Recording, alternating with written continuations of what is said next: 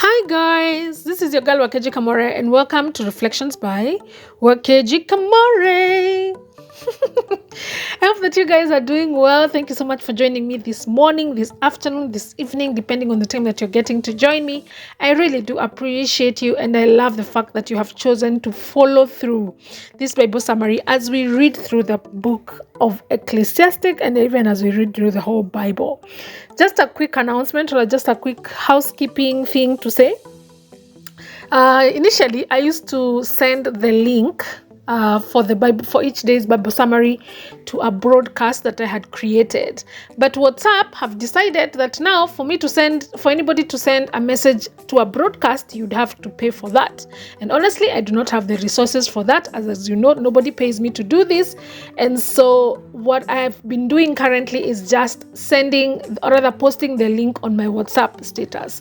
If you're out there and you know that I have been sending you this link on the broadcast every single morning, please click the notification bell and allow the notification to come to you so that every single morning or every single time a video goes up or rather a recording goes up, you're notified, and that way you get to stay on track with us. So I will not be able to be sending links every morning to everybody because that costs money, and I would rather not do that because I don't have the resources for this.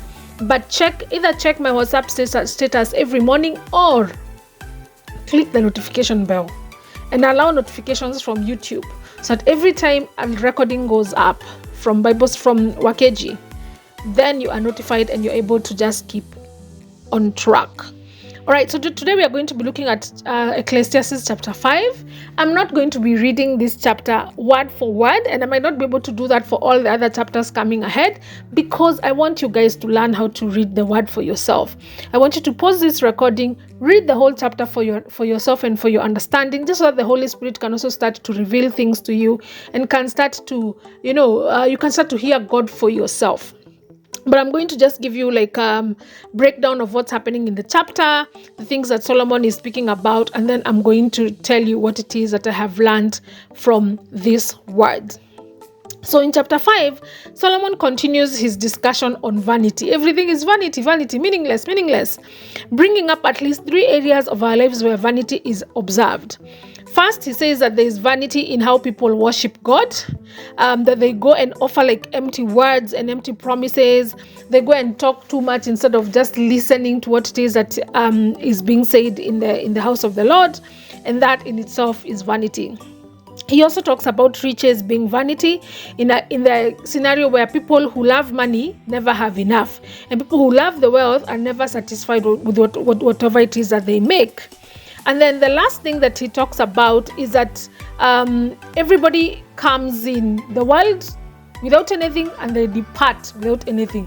So everything that we are doing, all the things that we are doing, staying awake, all that is vanity, because at the end of the day, you will leave the world without anything. So one of the key verses that really caught my attention is verse 1-7, where Solomon describes what not to do when you go to the household of the Lord. He said, instead of being so quick to talk, so quick to offer sacrifices, so quick to do the vows, or that to vow, we should be quick to listen. We should go there with an attitude of learning as opposed to an attitude of talking. We should be slow to speak. We should make our vows very carefully and only make vows that we have every ability and intention to keep. And we should guard our mouths from leading us into sin. But verse 10-17 is what really caught my attention. Solomon speaks about the trap of being discontent. And it says that whoever loves money, this is actually what it says. Let me just read it for you. This is verse 10. It says, whoever loves money never has enough. And whoever loves wealth is never satisfied with their income. This too is meaningless. As goods increase, so does those who consume them.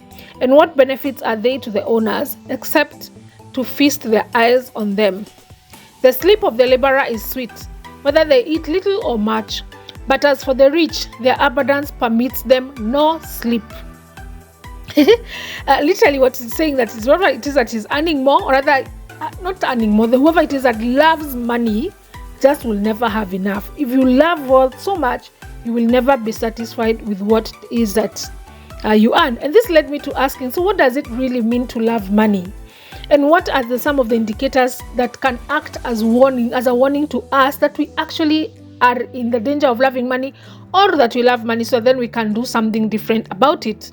So to love money means that money has become more important to a person than what is right. So money has become more important to you than what is right, what is legal, what is moral, what is healthy, or what is truly valuable, or what truly has meaning. And this is how it shows up in our lives. If you're constantly thinking about possessions, if you find it so hard to give generously, if you're willing to compromise your values for profit, you're willing to compromise your values that you can make a material gain, then this is an indicator that you're a lover of money.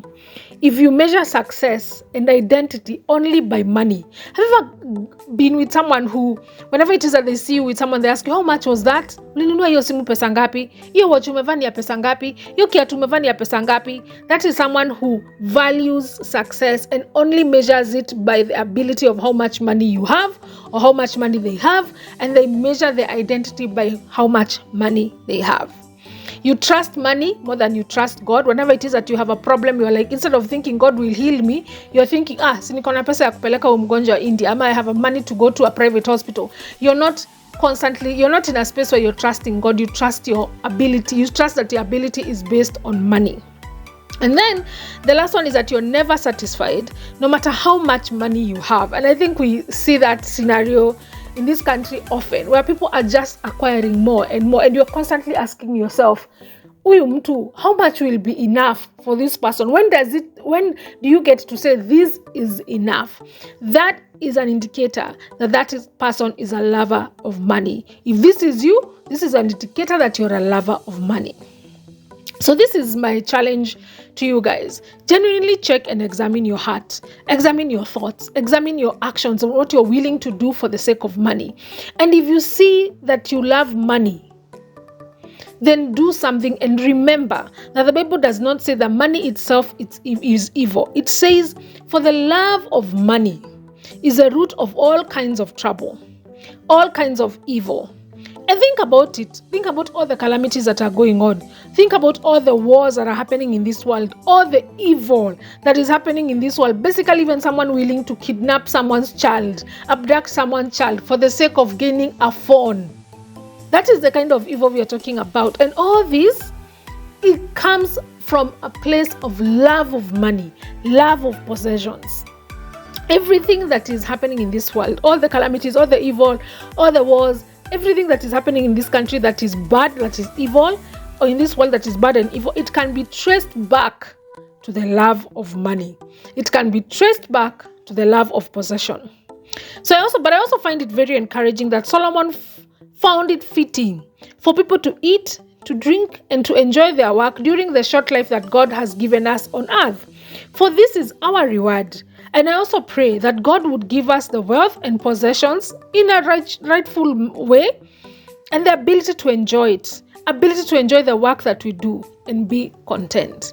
So, examine your heart, examine your thoughts. What are the things that you're constantly thinking about? Examine your actions. What are the things you're willing to do for the sake of gaining something for yourself?